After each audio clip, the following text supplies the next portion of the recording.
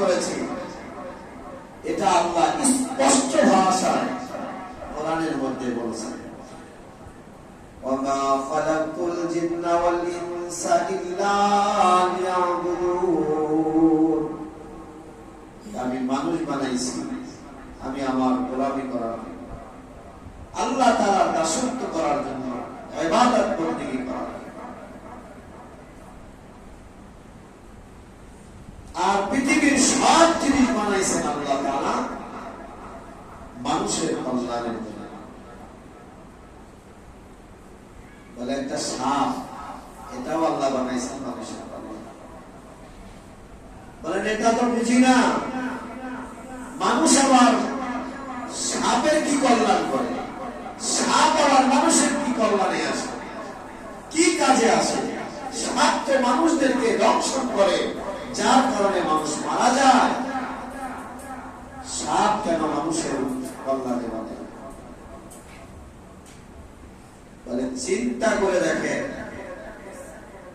বর্তমানে একটা সাপের সংবাদ পাওয়া গেছে, রাসেল ভাইপার।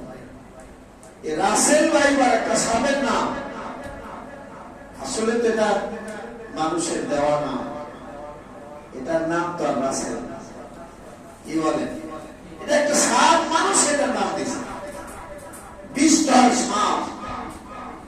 এই সাপে মানুষ কামড়ায়, তবে সাপেও মানুষের এমনি এমনি কামড়ায় না, কষ্ট দিলে কামড়ায়। এই সাপটা বিষধর, অনেক শক্তিশালী। বলে এটাও আল্লাহ তাআলা মানুষের কল্যাণে বলেছে। বলে এমন এমন মেডিসিন আল্লাহ তাআলা মানুষের সুস্থতার জন্য, অসুস্থ হয়ে ব্যবহার করার জন্য রয়েছে, যে মেডিসিন গুলোর দাম অনেক, যা তৈরি করা হয় সাপের বীজ দিয়ে।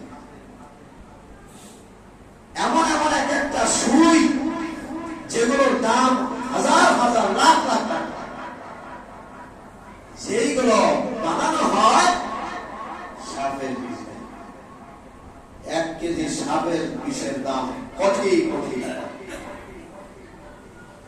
যে বিষ সঞ্চয় করার জন্য মানুষ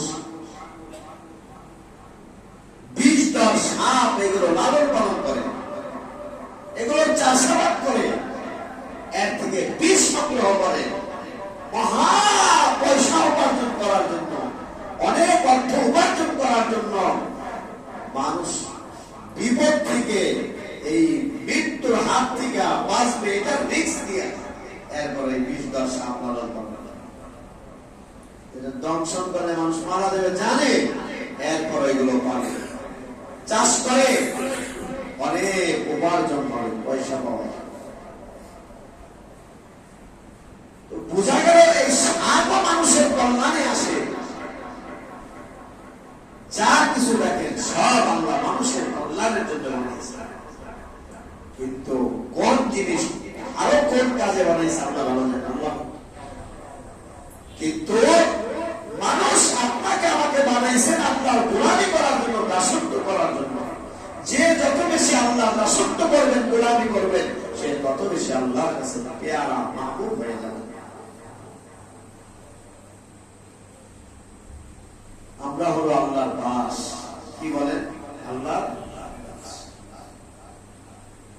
দাস যারা হয়, গোলাম যারা হয়, মনিবের যত ফরমাবরদারি হয়, মনিবের যত কাছের হয়, মনিবের মন যত জয় করতে পারে, মনিবের কাছে তার মর্যাদা তত বেশি হয়। কোন কোন গোলাম এমন আছে, মালিকের ঘাস কামড়ায় তাকে জায়গা দেয়। আবার কিছু কিছু গোলাম আছে, তাকে বাড়ির কাছেও জায়গা দেয় না, দূরে রাখে। ঠিক না? যে যত বিশ্বস্ত হয়, তাকে তত কাছে নিয়ে আসে। জানে এর দ্বারা আমার কিছু ক্ষতি হবে না, এর দ্বারা আমার অকল্যাণ হবে না, এর দ্বারা আমার কল্যাণ হবে,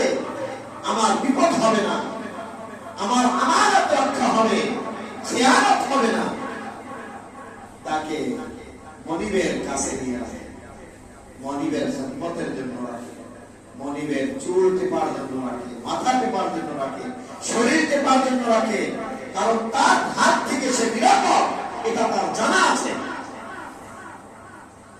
সে তার একেবারেই কাছে হয়ে যায়। তদ্রূপ ভাবে আমরা তো আল্লাহর দাস, আল্লাহর গোলাম। আমি যদি আল্লাহর হুকুম মোতাবেক চলতে পারি, আল্লাহর ফরমাবরদারি করতে পারি, আল্লাহর গোলামি করতে পারি, তাহলে আল্লাহর কাছাকাছি চলে যাব। আমি বিশ্বস্ত গোলাম হিসাবে আল্লাহর কাছে প্রমাণিত হলাম। আমি বিশ্বস্ত গোলাম, আল্লাহর ফরমাবরদার গোলাম। আমি তার হুকুম মানতেছি বিধায় আল্লাহ আমাদেরকে আমাকে আল্লাহর একেবারে কাছে নিয়ে যাবে।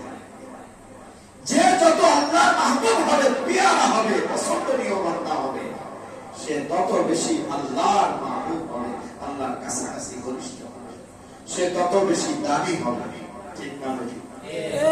আমরা সকলেই চাই আল্লাহর কাছে দামি বান্দা হবে। ঠিক না? সকলেই চাই আল্লাহর কাছে দামি বান্দা হবে, যেন আল্লাহ দুনিয়া আমাকে পছন্দ করে, মৃত্যুর পরে কবর পছন্দ করে, কবরের থেকে হাসরের ময়দানে উঠাবে সেখানেও আমাকে পছন্দ করে, আল্লাহ আমাকে পছন্দ করে আল্লাহর জান্নাতে নিয়ে আল্লাহর কাছাকাছি আমাকে। এটা আমরা সবাই চাই। তবে এই জন্য আমার বিশ্বস্ত গোলাম হতে হবে, আমার আল্লাহর হুকুম পুরাপুরি ভাবে মানতে হবে। মেরে দোস্ত, দৈনিক 5 বার মসজিদ থেকে আযান করা, হাইয়া আলাস সালাহ, হাইয়া আলাল ফালাহ। এর অর্থ কি জানেন? হাইয়া আলাস সালাহ, আসো নামাজের জন্য। হাইয়া আলাল ফালাহ, আসো তোমার কল্যাণের জন্য। না, বুঝা গেল? যে ব্যক্তি নামাজে আসবে সে কল্যাণের পথে আসলো, সে কামিয়াব হলো। আর যে সালাত আদায় করতে আসলো না, সে কল্যাণের পথে হাতে নাই, অকল্যাণের পথে। আমি যদি নামাজে আসি, আল্লাহর হুকুম পালন করি দৈনিক 5 বার, কয়বার? আমি দৈনিক আল্লাহর হুকুম পালন করার জন্য মসজিদের মধ্যে 5 বার আসলাম।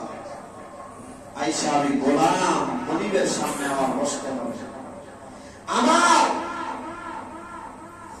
অঙ্গ প্রত্যঙ্গ, শরীর, সাত নত জানো আমি মালিকের ঘরে আসছি, আমি মালিকের দরবারে আসছি, আমি মালিকের কুদরতি পায়ের মধ্যে সিজদা করার জন্য আসছি, মালিকের হক আদায় করার জন্য আসছি, মালিকের হুকুম পালন করার জন্য আসছি।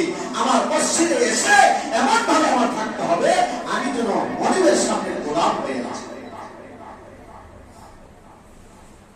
এখানে আমার বরত্ব দেখানো যাবে না, এখানে আমার অহংকারী করা যাবে না, এখানে আমার আনানিয়াত প্রকাশ করা যাবে না, এখানে আমার অর্থশালী আমি এটা প্রকাশ করা যাবে না, এখানে আমি শক্তিশালী মানুষ এটা প্রকাশ করা যাবে না। আমি এমন এক মহান মালিকের দরবারে আসি, যিনি আমার থেকে শক্তিশালী, আমার থেকে অর্থশালী, আমার থেকে সবচেয়ে বড়। যার দরবারে আসি, তেনার থেকে বড় আর কেউ নাই। আমি তারকে সিজদা করার জন্য আসি, তার দাসত্ব গোলামি করার জন্য আসি, তার বাড়িতে আসি, তার ঘরে আসি। আমাকে এমন ভাবে নত হয়ে যাবে। এজন্যই তো বলা হয়েছে মসজিদে দুনিয়াবি কথা বলা, মসজিদের মধ্যে দুনিয়াবি কথা বলা একমাত্র কোরআন সুন্নাহর কথা বলবে, পরকালের কথা বলবে। মানুষ যেই কথা শুনলে বললে আল্লাহর গোলামি করার জন্য আকৃষ্ট হবে, এমন কথা মসজিদের মধ্যে আলোচনা হবে। এখানে বাজার হবে না, এখানে ব্যবসা হবে না। কি বলেন? এখানে দুনিয়াবি কোনো কথা চলবে না, ঝগড়া হঠাৎ চলবে না, মারামারি কাটাকাটি চলবে না। যে করল সে অকল্যাণের হতে হবে। আমি মালিকের সাথে আছি, মালিকের দরবারে আছি, আমাকে গোলামের মতো দেন। যখনই আমি আমার ভাব প্রকাশ করলাম, আমাকে আমি আমার সব আনানিয়াত দেখাইলাম, অহংকার সবকিছু করলাম,